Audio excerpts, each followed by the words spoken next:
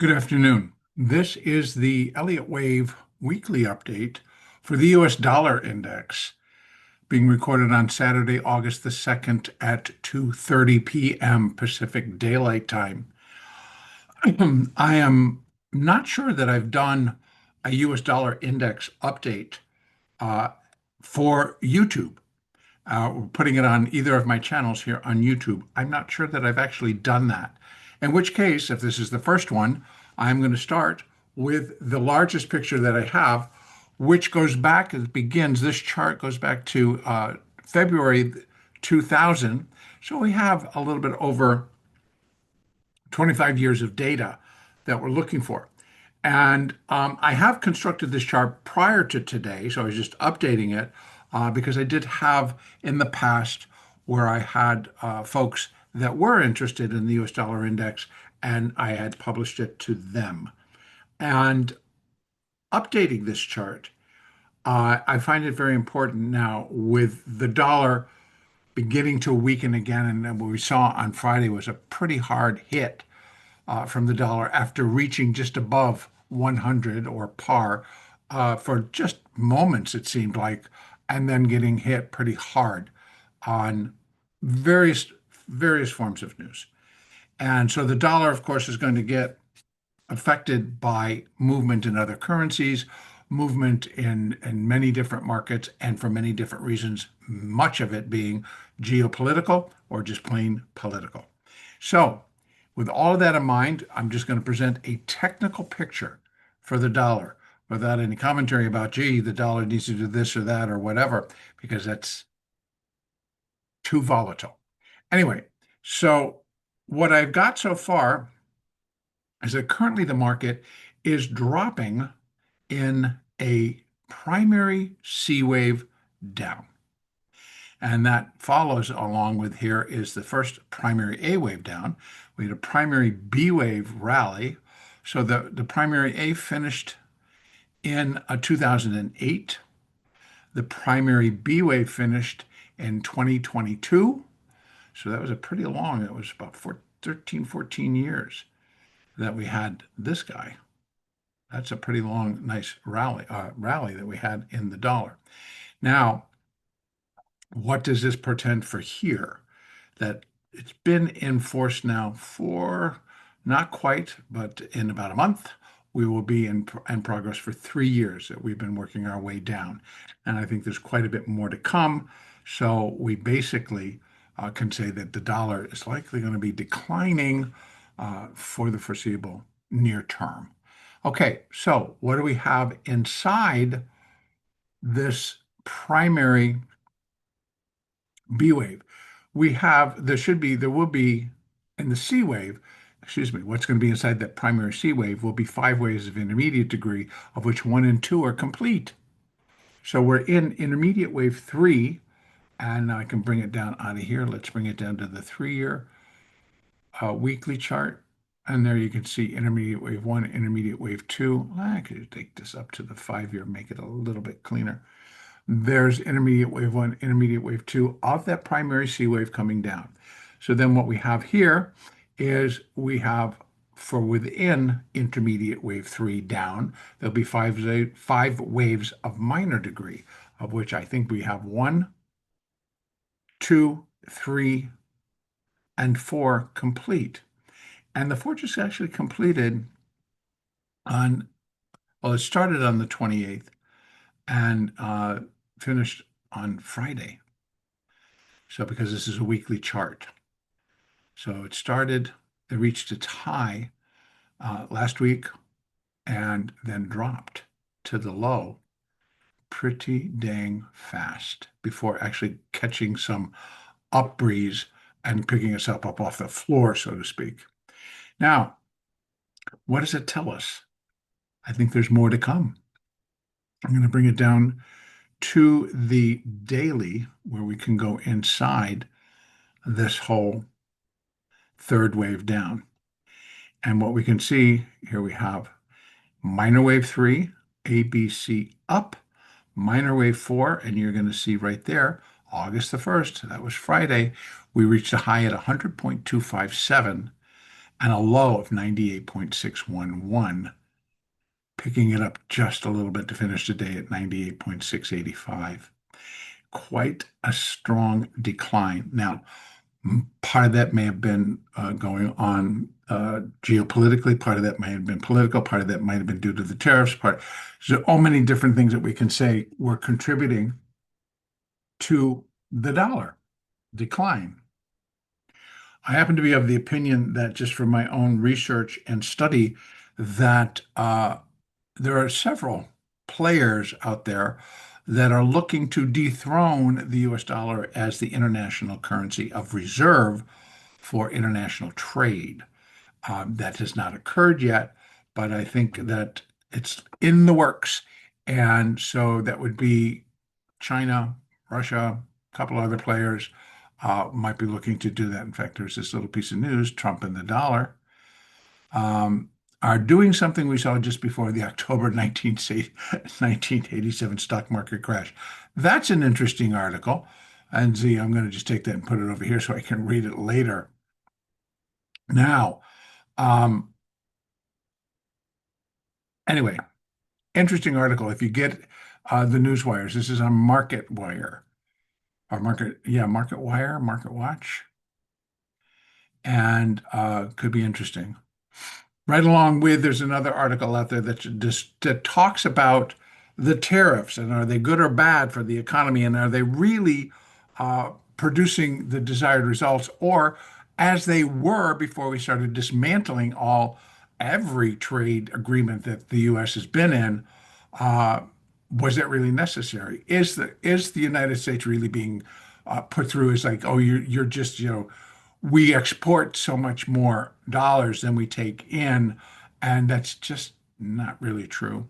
That some of the trade deficits that we have with countries might be for product, but there's a lot of other things that go into it that are exported out. And so yeah, it's worth reading that article. And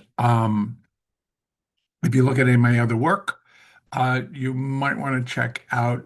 I think I put it on publicly. It's on all of them, but the Dow, it's available right now. So if you go into my analysis on the Dow, that's included within the description for these YouTube videos. Now back to the dollar. So what we have thus far is one, two, three, four. We're looking for one more drop down in a fifth wave, and that fifth wave then will be completing intermediate wave three. So where are our markers? Well, intermediate wave three will be equal to intermediate wave one at 95, 95, we're going to call it. Now, coming down in this fifth wave, wave five would be equal to wave one at 97.103. Well, I'm looking for it to get down below 96.377 to make a new low. Wave 5 should make a new low below wave 3. Well, if it drops there, that's just going to be a support. I think we can break that, and then it's going to be a quick trip down, breaking back below 96 this time and getting just above 95.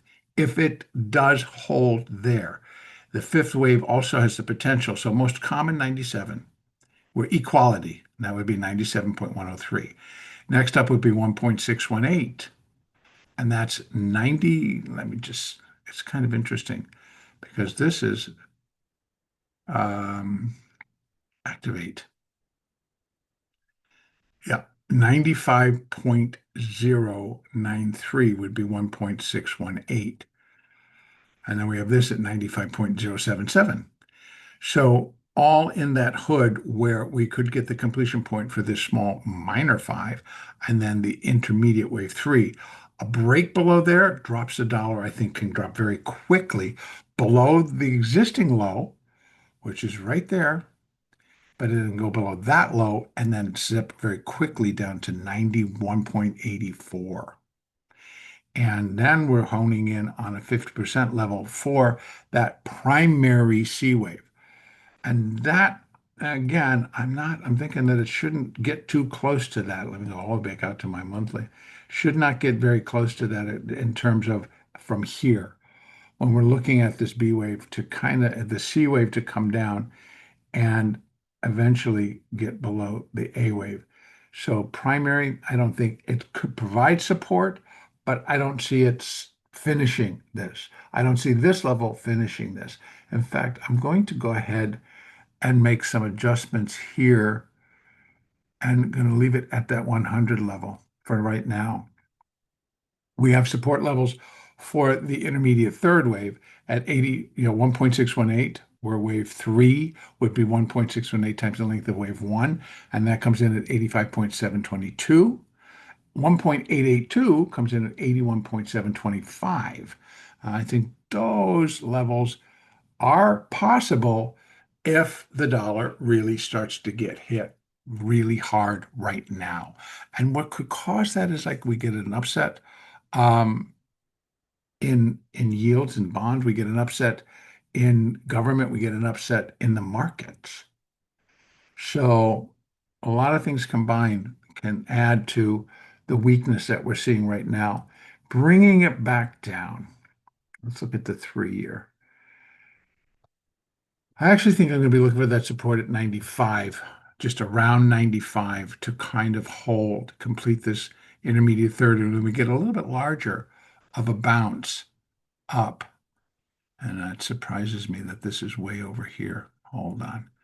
That kind of concerns me because, oh, it owes the contract. No, it's the cash market. So if I put this back over there where it belongs, and I put this over here where it belongs, yeah, oh, that was me moving this one before. So it's actually just below at 94.91 is where wave 3 would be equal to wave 1. And so I'm glad I made that adjustment instead of like picking it up to see where it was.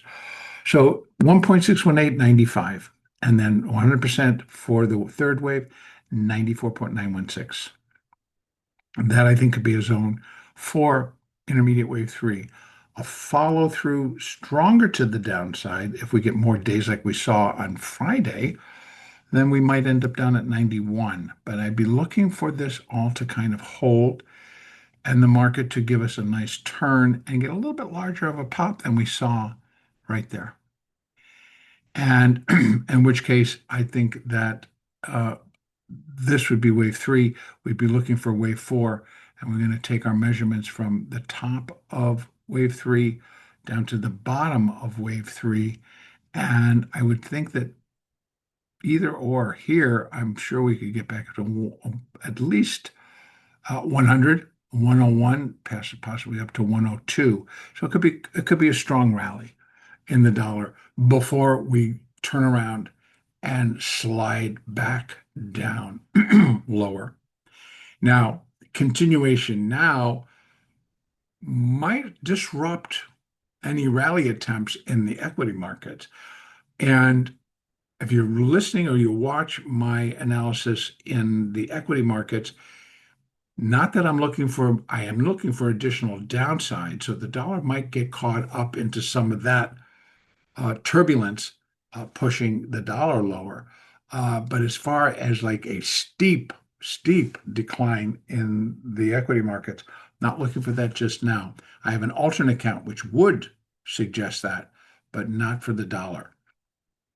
So I think that we might get into here. We'll get a decent bounce in a fourth wave, and then come back down in a fifth wave. And again, what we're looking for here are some additional levels for intermediate wave 3. And again, that fifth wave could extend. That fifth wave could extend all the way. If I could put additional levels here, or just possibly it could change the count. This all could change because this is, let me bring it on the daily. I got 1, 2, 3, 4, 5, ABC 4. And then we could go 1, 2, 3, 4, 5 again, and it could look something like that, which could be, $7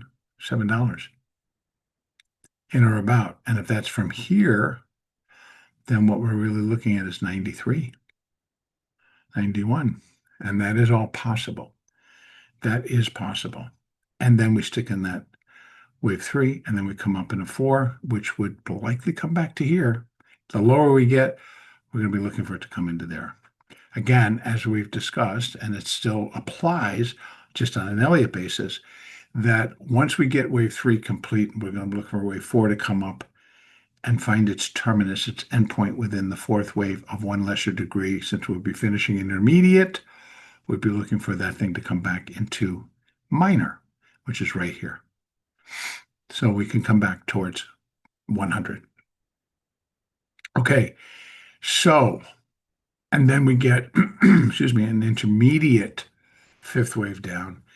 And that takes me back out to where we can look at all the way out to my maximum. We can look at here. There's a bunch of different levels now. So what we'd really be looking for is for primary C to be equal in length to primary wave A. And that brings us down, wow, it brings it down to 64.45. Now, this is a very long-term chart. So I'm not looking for this next week, next month, next year. It's going to take time. It's going to be, and also be news driven. We can't forget this was 2008, the great financial collapse. Are we headed in that? You've heard me speak much and many times that I believe the canary in the coal mine here is the U.S. Treasury market.